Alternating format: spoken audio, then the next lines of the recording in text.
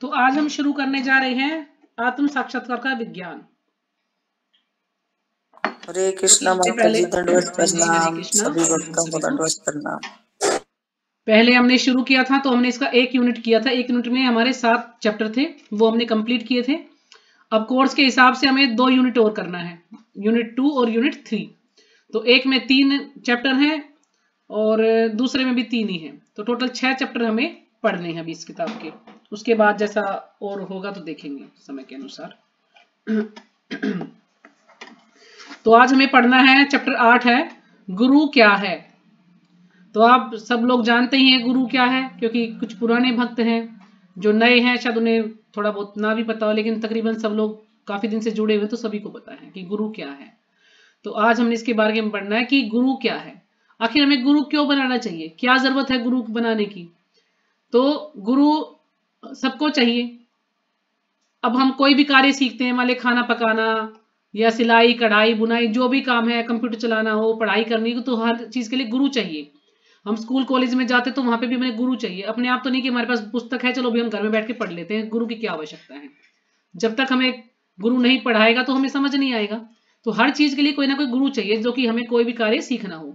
तो इसी प्रकार से आध्यात्मिकता के लिए भी, भक्ति सीखने के लिए भी हमें गुरु की आवश्यकता है, क्योंकि गुरु ही है जो कि हमें भक्ति से जोड़ता है, हमें भगवान से जोड़ता है। गुरु एक ऐसा साधन है जो कि हमें बताता है कि हमें भक्ति कैसे करनी है, यानी भगवान तक पहुंचने का जो रास्ता है वो गुरु दिखाता है कि हम किस प्रकार से भगवान से जुड़ सकते हैं और भगवान के धाम जा सकते हैं। तो ये सब हमें गुरु ही समझाने वाले हैं, वैसे कोई नहीं समझाएगा, लेकिन जो गुरु है वही हमें समझा सकता है। तो गुरु कितने प्रकार के होते हैं? गुरु 4 प्रकार के होते हैं। तो सबसे पहले होता है चैत्य गुरु। चैत्य गुरु होता है जो कि हमारे हृदय में परमात्मा के रूप में जो भगवान रहते हैं, वो है चैत्य गुरु, जो कि हमें अंदर से कुछ ना कुछ जो हमें रास्ता दिखाते हैं या हमें बताते हैं कि हमें क्या गलत है क्या सही है। अंदर से कहते हैं ना, कई बार आवाज आती है कि हाँ ये गलत कार्य मैं कर रहा हूँ, गलत नहीं, ऐसे नहीं करना चाहिए, लेकिन फिर भी हम वो कार्य गलत कर देते हैं। तो अंदर से आवाज आती है, ऐसा कई बार और बहुत से लोगों को महसूस होता है। यानी भगवान जो परमात्मा रूप में वो हमारे चैत्य गुरु हैं। अच्छा, दूसरे नंबर पर है पथ प्रदर्शक गुरु, जो कि अब पथ प्रदर्शक जो गुरु हैं वो काफी हो सकते हैं। मान लीजिए किसी ने हमें बताया कि भाई मैं तो स्कूल में जाता हूँ, तुम भी जाओ, वहां पे जो है भगवान के बारे में बताया जाता है।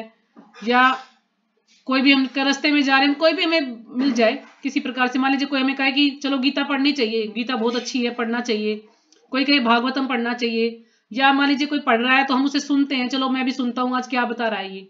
तो इस प्रकार से वो हमें भगवान के बारे में बता, लीला या ज्ञान कुछ भी भगवान के बारे में दे रहा है, तो उसको श्रवण गुरु बोल सकते हैं। तो यानी पथ प्रदर्शक गुरु में काफी गुरु आ सकते हैं, जो भी हमें शुरू से लेकर आखिर तक, जब तक हम पूरा अच्छी तरह से भक्ति में मैच्योर नहीं होते तब तक हमें सिखाते हैं वो। और फिर उसके बाद आता है हमारा शिक्षा गुरु। शिक्षा गुरु वो है कि जो हमें बताता है कि ये शास्त्र है, भगवान से कैसे जुड़ना है ना, हमें शास्त्र को पढ़ना चाहिए, हमें साधु संग करना चाहिए, हमें जो है भगवान का नाम लेना चाहिए, माला करनी चाहिए। नहीं, इस प्रकार से अब हम जितने भी लोग भक्ति में जुड़े हैं तो कोई ना कोई शिक्षा गुरु सभी का है, उसके थ्रू ही हम भक्ति में जुड़े हैं। तो ये हमारा शिक्षा गुरु। और जो दीक्षा गुरु है वो केवल एक ही होता है। दीक्षा गुरु एक ही होता है जो हमें दीक्षा देता है। तो जब हम कई साल तक हम अच्छे से जप करते हैं, भगवान के जो भी हमें साधना बताई गई है, विधि बताई गई, इस प्रकार से हमें मंगल आरती करनी है, जप करना है, या हमें चारों नियम का पालन करना है, तो जब बिल्कुल हम इसमें अच्छे तरह से पक्के हो जाते हैं, भाई हम चलो अब हमारे मन बन लिया कि हमें शिक्षा लेनी ही है, तो फिर हमारा टेस्ट होता है, गुरु भी हमारे इंटरव्यू लेते हैं, और जो उनके जो शिष्य हैं वो हमें अलग अलग टेस्ट देते हैं, ये टेस्ट आपको करना। अगर हम सब कुछ कंप्लीट कर लेते हैं, अच्छे से पार कर जाते हैं सारे टेस्टों को, तो फिर हमें दीक्षा मिलती है। तो दीक्षा देने वाला गुरु एक ही होता है।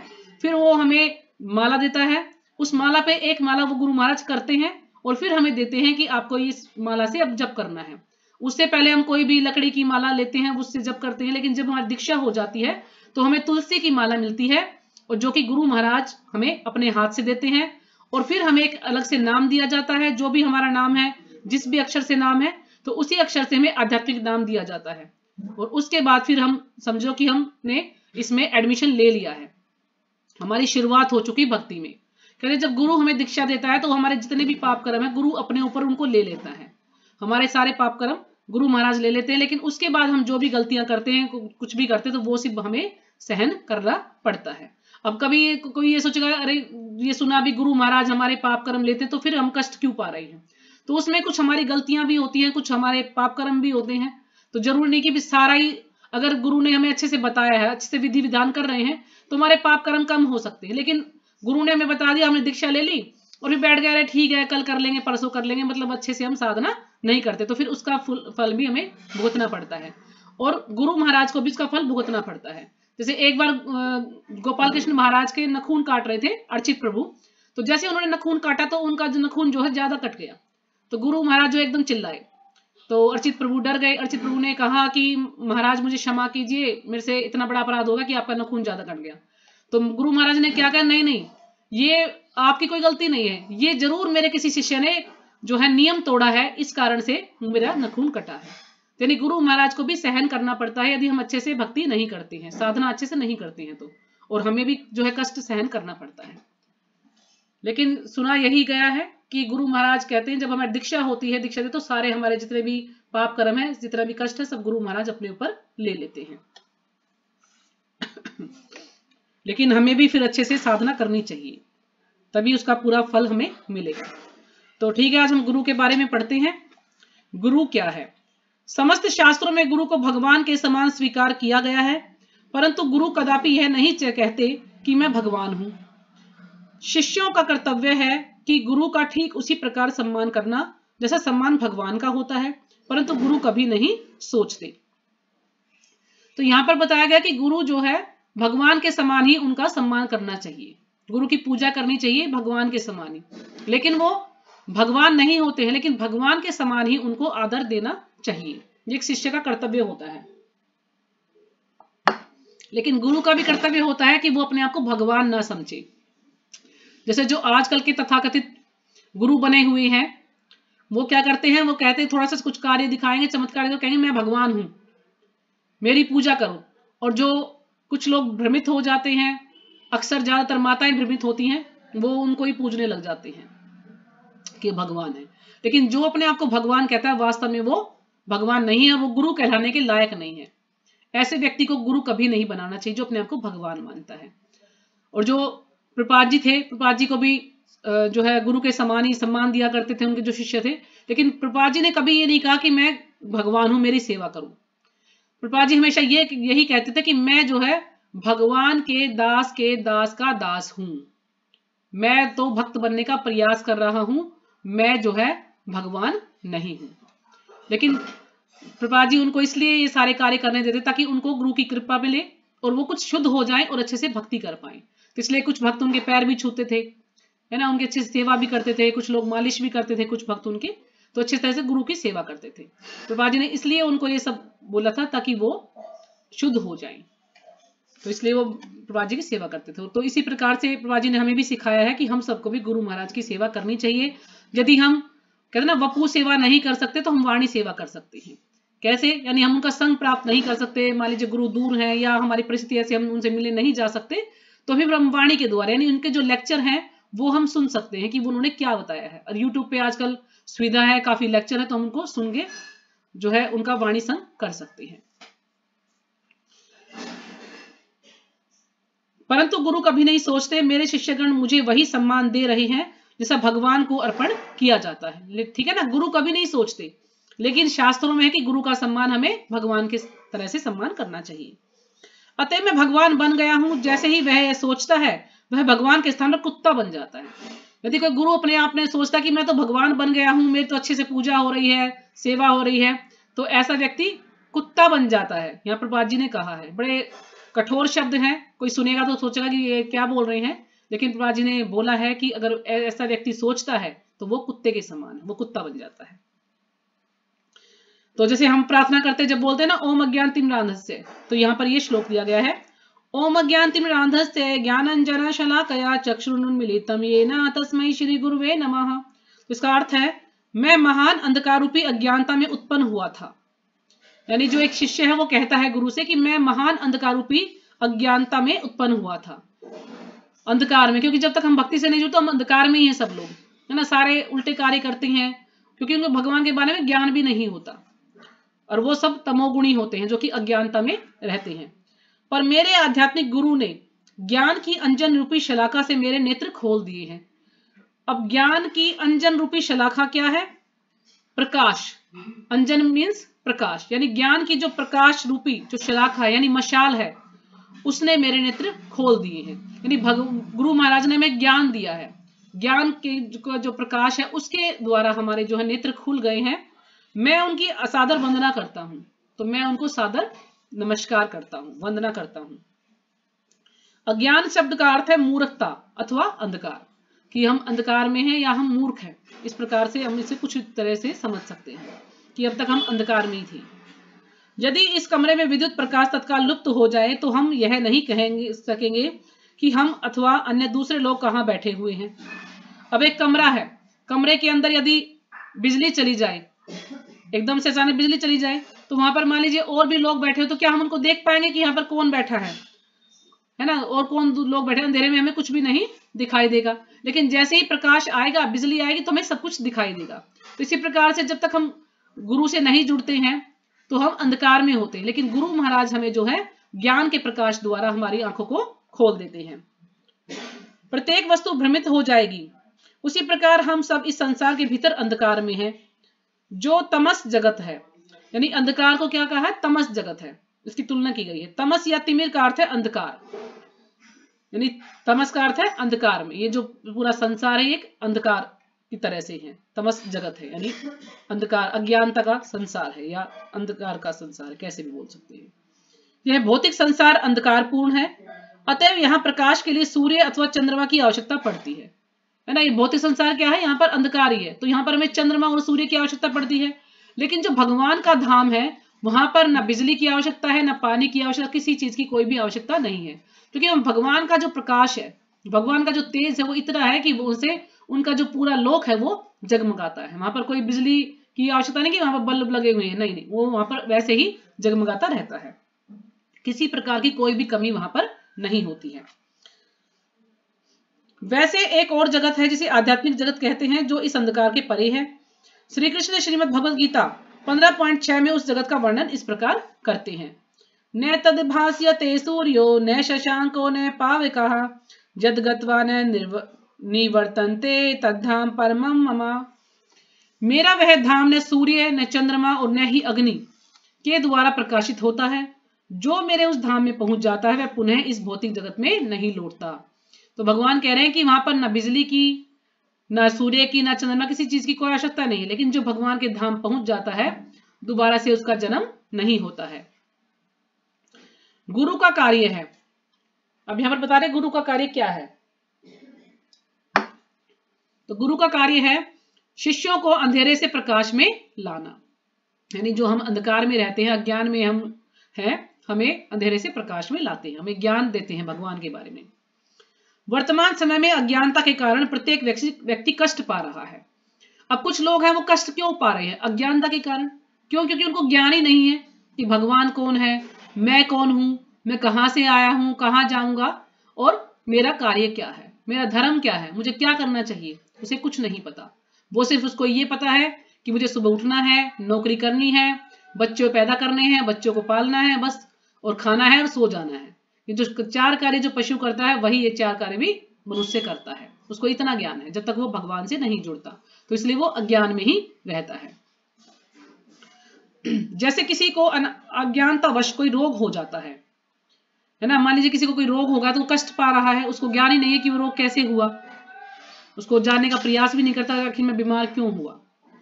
यदि व्यक्ति स्वस्थ रहने के नियम नहीं जानता है तो उसको यह ज्ञात नहीं हो सकेगा कि किस वस्तु का उस पर बुरा प्रभाव पड़ेगा। जब तक उसको ज्ञान नहीं होगा तो उसे पता ही नहीं चलेगा कि वो किस कारण से बीमार हुआ है, या वो स्वस्थ कैसे रहे, क्या नियम फॉलो करो कि वो स्वस्थ रहे। अतः अज्ञानता के कारण संक्रामक रोग होता है और हम कष्ट पाते हैं। अब हमारी अज्ञानता के कारण, हमें मूर्खता के कारण हमें संक्रामक रोग होता है। ऐसा छूत का रोग होता है। यदि छूत का रोग जैसे पहले के समय में चेचक होता था कि एक व्यक्ति को हो गया तो दूसरे के भी हो जाएगा, जैसे अब जैसे कोरोना आया था, कोरोना एक व्यक्ति को दूसरे को भी हो जाएगा जो उसका संग करेगा। तो इस प्रकार से ये छूत का रोग है और हम कष्ट पाते हैं। एक अपराधी भले ही यह कहे मुझे कानून का ज्ञान नहीं था। पर यदि वह अपराध करता है तो उसको क्षमा नहीं किया जाएगा। अब मान लीजिए कोई अपराधी है, उसने अपराध कर दिया, अब उसको ये कहे कि मुझे तो ज्ञान ही नहीं था भाई अपराध है और मुझे सजा मिलेगी, तो क्या उसको सजा नहीं मिलेगी? उसको सजा मिलेगी। जैसे प्रभुपाद जी इसमें आगे उदाहरण देंगे कि जो अग्नि है, अब अग्नि जल रही है, अब कोई बच्चा उसमें हाथ डालेगा तो उसका भी हाथ जलेगा, और कोई बड़ा व्यक्ति उसमें हाथ डालेगा तो उसका भी हाथ जलेगा। अग्नि ये तो नहीं है कि नहीं बच्चे ने हाथ डाला तो उसको नहीं जलाऊंगी, उसको छोड़ दूंगी, और जब बड़ा व्यक्ति उसको जलाऊंगी, नहीं, अग्नि का कार्य है, तो जो भी उसमें हाथ डालेगा वो जल जाएगा। तो यानी अपराध कोई भी करे उसको सजा मिलेगी। उसी प्रकार शिशु को यह पता नहीं होता कि आग का स्पर्श करने से वह जल जाएगा। आग यह नहीं सोचती कि यह शिशु है और नहीं जानता कि मैं जलाऊंगी। शिशु है और नहीं जानता है कि मैं जलाऊंगी, कि अग्नि ये नहीं सोचती कि मैं इसको ना जलाऊं। नहीं, इस प्रकार का कोई समाधान नहीं है। जिस प्रकार किसी देश के कानून है, उसी प्रकार प्रकृति के भी कट्टर नियम है। जिस प्रकार देश के अलग अलग कानून बने हुए हैं अलग अलग अपराध के लिए, इसी प्रकार से जो प्रकृति है उसके भी अलग अलग नियम है, क्योंकि प्रकृति का कार्य है दंड देना। तो प्रकृति हमें दंड देगी हम जैसे ही प्रकृति के विरुद्ध कार्य करेंगे। यदि हम अज्ञानता के कारण त्रुटि करते हैं तो हमें अवश्य ही कष्ट उठाना पड़ेगा।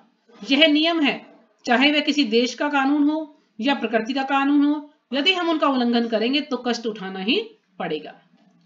जैसे आपको पता है, मान लीजिए रेड लाइट है, अगर हम गाड़ी चलाएंगे तो हमें जो है सजा मिलेगी, यानी मतलब हमें वो क्या कहते हैं उसको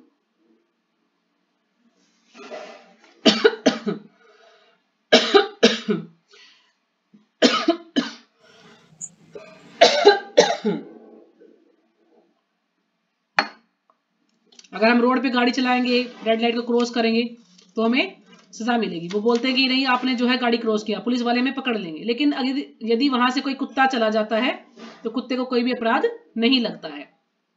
क्यों? क्योंकि कुत्ते को ज्ञान नहीं है कि वो कहाँ चल रहा है, उसे रेड लाइट का कोई ज्ञान नहीं होता, इसलिए उसको सजा नहीं मिलती है। तो इस प्रकार से यदि हम कोई भी गलत कार्य करते हैं तो हमें उसका हमें जो है सजा मिलेगी ही मिलेगी। गुरु का कार्य है कि इस भौतिक संसार में किसी भी मनुष्य को कष्ट न उठाना पड़े। अब गुरु चाहता है कि किसी को भी कष्ट ना उठाना पड़े, कोई भी दुखी ना हो। कोई यह दावा नहीं कर सकता कि वह कष्ट नहीं पा रहा है, ऐसा संभव नहीं है। मतलब कोई भी व्यक्ति ऐसा नहीं है जो ये कह दे कि नहीं मुझे तो कोई कष्ट है ही नहीं, मैं तो भाई पूरी तरह से सुखी हूं। हर व्यक्ति को कोई ना कोई कष्ट है, सब दुखी है, लेकिन कुछ लोग बता देते हैं, हम कुछ बताते नहीं है। तो ये कि नहीं हम तो सुखी हैं, लेकिन सब कुछ ना कुछ दुख सभी को होता है।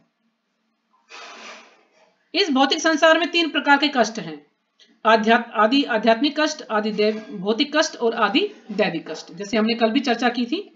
जो आदि आध्यात्मिक कष्ट हैं वो किस प्रकार से होते हैं? भौतिक शरीर से, यानी जो हमें शरीर है इसके द्वारा मिलते हैं और मन से मिलते हैं। जैसे कि हमारे कोई बीमारी हो जाए या हमारे हाथ में चोट लग जाए, पैर में चोट लग जाए, तो हमारे शरीर के द्वारा कष्ट हो गए। और मन के अंदर कुछ ना कुछ चलता रहता है, हम कुछ ना कुछ, हमें किसी ने कुछ बोल दिया तो हम मन में उसको सोचते रहेंगे, है ना। मन में कुछ ना कुछ हम जैसे डिप्रेशन में चले गए या कुछ ना कुछ हम सोच विचार करते रहते हैं। तो कुछ हमें मन के द्वारा, कुछ शरीर के द्वारा जो कष्ट मिलते हैं वो है आदि आध्यात्मिक कष्ट। और जो आदि भौतिक कष्ट हैं वो दूसरे जीवों से जो हमें कष्ट मिलते हैं। यानी कोई व्यक्ति हमें कुछ बोल दे या हमारा कोई नुकसान कर दे, या जैसे रोड पे हम चला रहे, जैसे हमारी गाड़ी टकराए जाए, तो ये दूसरे जीवों से जो कष्ट मिलते हैं। या मान लीजिए कोई कुत्ता आ जाए हमें काट ले, बिल्ली हमें परेशान करे, या जैसे चूहा आ जाए, कोई भी मतलब जीव हम लगा सकते हैं। जैसे कबूतर का उस दिन क्लास में चल रहा था, बड़ा सभी लोग कबूतर के बारे में बोलने लगे कि नहीं हमने भी, हमारे घर में भी है, ये है वो, ऐसे ये नहीं करना चाहिए, ये जो है अपशगुन है, फलाना, सब कुछ ना कुछ बोल रहे थे। यानी हमें कुछ ना किसी से कोई ना कोई कष्ट होता है।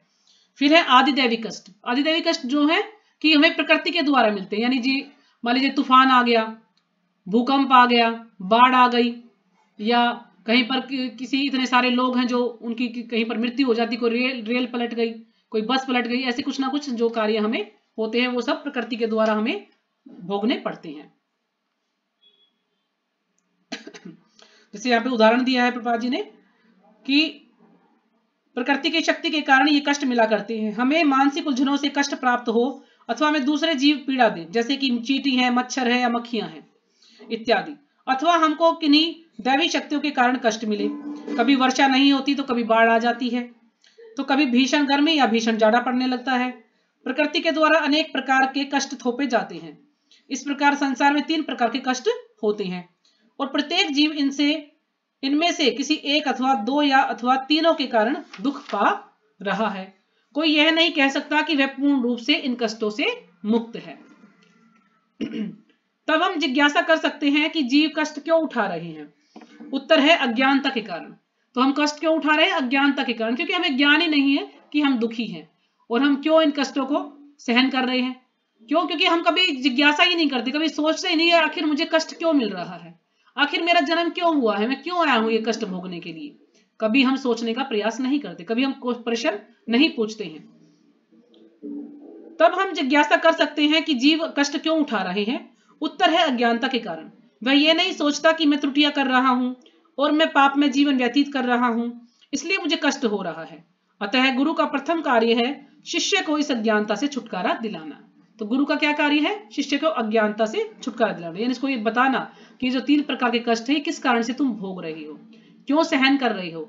यदि तुम भगवान से जुड़ोगे तो तुम इनकी 3 कष्टों से बच सकते हो, नहीं तो हमें इसको सहन ही करना पड़ेगा। हम अपने बालकों को कष्टों से बचने के लिए पाठशाला में भेजते हैं। अपने बालकों को कष्टों से बचने के लिए पाठशाला में भेजते हैं। यदि बच्चों को शिक्षा नहीं दी गई तो हमें भय रहता है कि भविष्य में हमारे बच्चों को कष्ट उठाना पड़ेगा, है ना। हर एक माँ बाप सोचता है कि अच्छे से अच्छे स्कूल में बच्चे को पढ़ाया जाए, अच्छी से अच्छी शिक्षा उसको मिले ताकि वो अपने पैरों पर खड़ा हो जाए, वो उसे कोई कष्ट ना मिले, अच्छे से अपना जीवन यापन करे। यही सोचते हैं माँ बाप सभी कि हमारा बच्चा अपने पैरों पर खड़ा हो जाए। लेकिन गुरु जानते हैं कि कष्टों का कारण अज्ञानता है। लेकिन गुरु हमें समझाते हैं कि कष्टों का कारण क्या है? अज्ञानता है, जिसकी तुलना अंधकार से की जाती है। अंधेरे में हमारी रक्षा किस प्रकार की जा सकती है? प्रकाश द्वारा। अब मान लीजिए अंधेरा है तो प्रकाश होगा, तभी तो हमारी रक्षा हो सकती है। तो गुरु ज्ञान की जो शलाका मीन्स मशाल लेकर अंधकार में फंसे जीवों को मार्ग दिखाते हैं। तो गुरु हमें जो है मार्ग दिखाते हैं कि आखिर हमें क्या करना है, किस प्रकार से हमें अपना उद्धार करना है।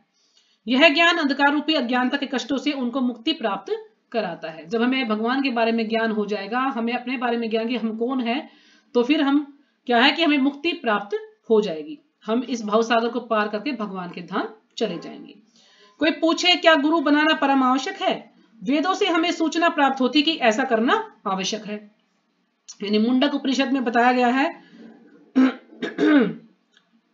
तद्विज्ञानार्थम स गुरु मेवाभिगच्छेत् समित प्राणी श्रोत्रियम ब्रह्मनिष्ठम।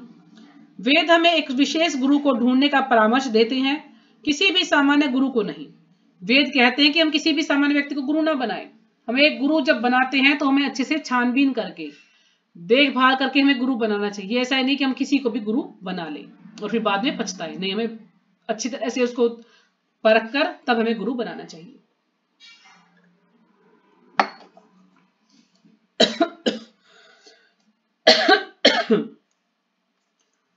विशेष गुरु एक ही है क्योंकि वह गुरु शिष्य परंपरा में आता है। जो विशेष गुरु है वो गुरु शिष्य परंपरा में आता है। जैसे हमने पहले भी कई बार चर्चा की है कि हमारे 4 संप्रदाय हैं, ब्रह्म, मध्व गौड़ीय संप्रदाय, श्री संप्रदाय, रुद्र संप्रदाय और 4 कुमार संप्रदाय। तो ये 4 संप्रदाय हैं। इनमें से हम किसी एक में हमें जो है जुड़ना चाहिए, गुरु बनाना है। तो हमारा जो जिस संस्था से हम जुड़े हैं वो है ब्रह्म मध्व गौड़ीय संस्था, उसमें हम जुड़े हुए हैं। तो जैसे भगवद गीता जब हम पढ़ते हैं तो शुरू में जो पेज है उसमें सारा दिया गया कि पहले कौन गुरु थे, फिर बाद में कौन है। इस प्रकार से प्रभुपाद जी का जो है 32वां नंबर उसमें है, 32वां 33वां शायद 32वां ही है। तो इस प्रकार से जो प्रभुपाद जी हैं उस लाइन में 32वें स्थान पर आते हैं। तो इस प्रकार से और भी इतने सारे गुरु हुए हैं। तो यानी गुरु का क्या, यानी प्रमाणिक गुरु है कोई भी, तो हमें जो भी ज्ञान उन्होंने अपने आचार्यों से लिया है वो ज्ञान बिल्कुल यथारूप में यानी सेम हमें वो ज्ञान देंगे। अगर हम किसी और को गुरु बनाते हैं तो वो हमें काट पीट के कुछ ना कुछ ऐसा ही हमें सही ज्ञान नहीं दे पाएगा, क्योंकि उसको ज्ञान खुद भी नहीं होगा तो वो हमें सही ज्ञान नहीं दे सकता है।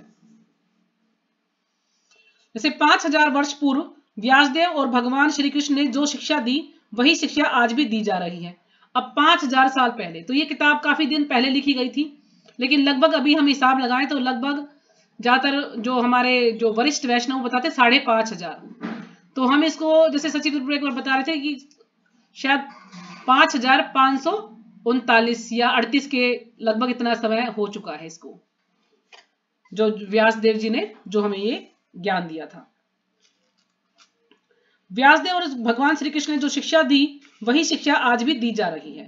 पहले की शिक्षा में आज की शिक्षा में कुछ भी अंतर नहीं है। क्यों? क्योंकि जो भी हम ज्ञान ले रहे हैं वो हमारे सारे जो प्रमाणिक गुरु उनसे ले रहे हैं। तो जो ज्ञान उन्होंने लिया, भगवान ने ब्रह्मा जी को दिया, ब्रह्मा जी ने नारद मुनि को दिया, नारद मुनि ने व्यासदेव को दिया। इस प्रकार से जो गुरु परंपरा है वो चली आ रही है, उसके द्वारा हमें ज्ञान प्राप्त हो रहा है। तो इसमें कोई भी त्रुटि नहीं है, क्योंकि ये ज्ञान सीधा भगवान से चला आ रहा है। यद्यपि सैकड़ों आचार्य हुए, आए और चले गए, पर संदेश एक ही है। तो सबका संदेश एक ही है, कितने सारे गुरु आए और चले गए हैं। वास्तविक गुरु दो नहीं हो सकते, क्योंकि वास्तविक गुरु अपने पूर्व के आचार्यों से भिन्न कुछ भी नहीं कहता है। जो असली गुरु है उन्होंने जो भी अपने आचार्यों से सुना है वो उसी को दोहराता है, अपनी तरफ से उसमें कुछ भी नहीं मिलाता है। कुछ अध्यात्म के शिक्षक कहते हैं मेरे विचार से तुम्हें यह करना चाहिए, है ना। कुछ लोग कहेंगे नहीं तुम्हें ये नहीं, ये ऐसे करना चाहिए।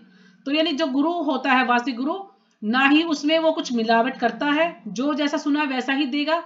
दूसरा, ना ही वो किसी के लिए नियमों को बदलता है, यानी जो नियम शास्त्र में उसी को फॉलो करता है। ये नहीं कि अगर ये व्यक्ति ऐसा है तो उसके लिए अलग नियम बना दे, उसके लिए अलग नहीं, जो नियम है उन्हीं को फॉलो करने के लिए बोलता है, उसमें कोई भी चेंज नहीं करता है। लेकिन आजकल के जो गुरु हैं, पर वे गुरु नहीं है, ऐसे तथाकथित, यानी जो कहते हैं कि मेरे विचार से तुम्हें ये करना चाहिए, वो गुरु नहीं है। ऐसे तथाकथित गुरु केवल धूर्त हैं। धूर्त मीन्स पाखंडी हैं, जो कि दिखावा करते हैं कि नहीं हम गुरु हैं, हम भगवान हैं, ये है वो है, कुछ कुछ दिखावा करते हैं। तो इस प्रकार से वो गुरु कहलाने के लायक नहीं है, वो पाखंडी हैं। वास्तविक और गुरु का सदैव एक ही मत होता है, और वह श्री कृष्ण, व्यासदेव, नारद, अर्जुन, श्री चैतन्य महाप्रभु तथा गोस्वामियों से अभिन्न होता है। यानी जो और भी जो है उन सब से वो अभिन्न होता है।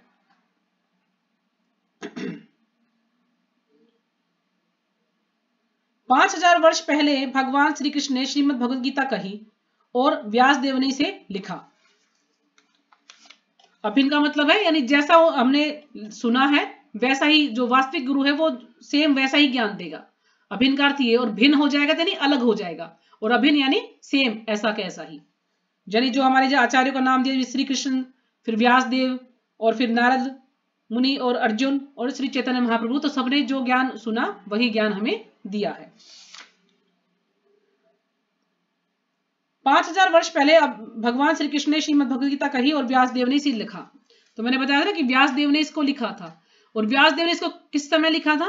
जब शुकदेव गोस्वामी परीक्षित महाराज को ये भागवतम सुना रहे हैं, ठीक है ना। और उसी समय वहां पर सूत गोस्वामी, यानी जब भागवतम पढ़ते हैं दो स्टोरी एक साथ चलती हैं, और जो सूत गोस्वामी हैं उन्हें जो शुकदेव गोस्वामी से जो ज्ञान लिया वही उन्होंने 88,000 ऋषियों को नैमिषारण्य के वन में 88,000 ऋषि वहां पर इकट्ठे हुए थे, उनको वो ज्ञान सूत गोस्वामी ने दिया।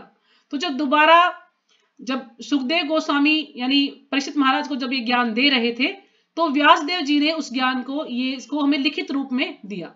वैसे तो ज्ञान उन्होंने दिया, और लेकिन पहले के समय में क्या था, लोग श्रुतिधर थे, यानी उनको इतनी बुद्धि तेज थी कि वो सुन लिया ना उनको याद हो जाता था।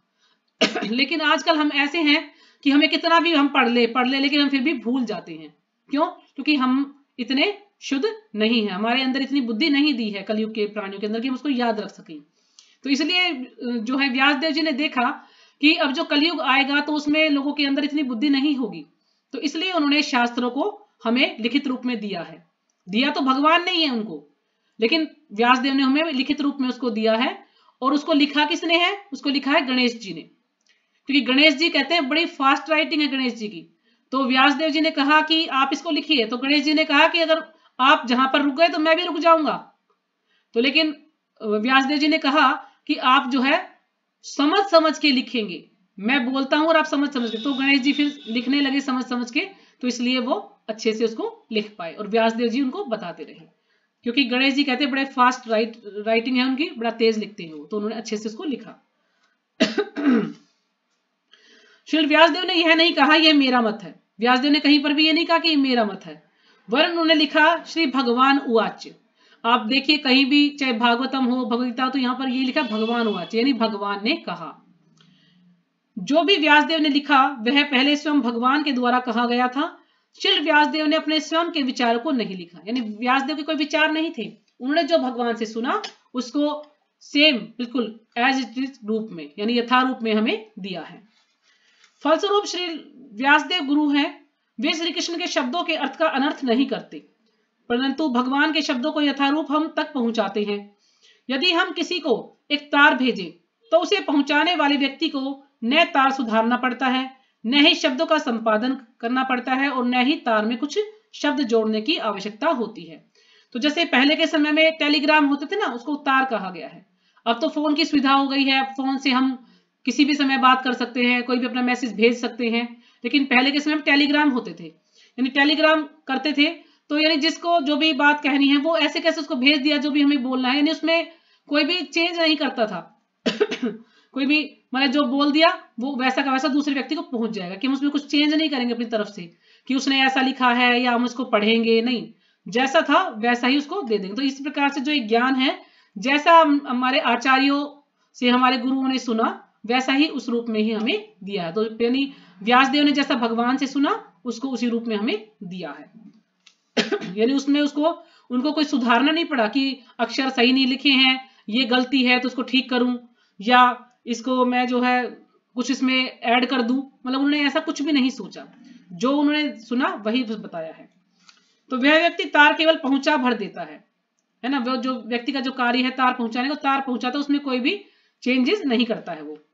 तो गुरु का भी यही कार्य है, गुरु चाहे वह व्यक्ति हो या वह व्यक्ति, परंतु संदेश वही होता है, इसलिए कहा जाता है कि गुरु एक है, यानी जो संदेश है उसी को बताता है, इसलिए गुरु एक ही होता है। गुरु शिष्य परंपरा में हम एक ही विषय की पुनरुक्ति पाते हैं। माता जी ये कल ले लें श्लोक? ठीक है माता जी, कल ले लेंगे, वैसे हो जाता है एक पेज और, अभी 6 मिनट। धन्यवाद माता जी, नहीं आज थोड़ा सा अभी इतना ही बहुत है। ठीक है ठीक है माता जी। आज मुझे पता नहीं नींद आ रही है। दिन में तो नहीं सोते ना, आपको नींद तो कराएगी नहीं, आज तो बिल्कुल ही नहीं, कोई बात नहीं है, जो है विराम कर लेते हैं, जैसे आप लोगों की इच्छा।